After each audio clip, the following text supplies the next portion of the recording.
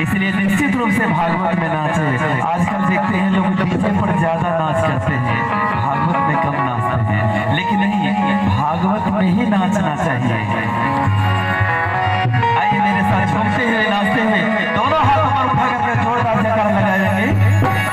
बोल श्यामली सरकार की, राधा रानी की, भागवत भगवान की, व्यासदेव भगवान की। क्या कहते हैं?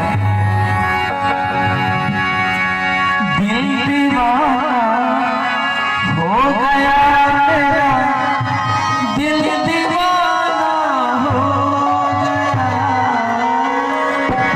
मेरा तो वास्तव में दिल बिल्कुल दीवाना हो गया। दिल दीवाना हो गया मेरा, दिल दीवाना हो गया। और मेरे साथ हाथ में उठा करके श्यामली सूरत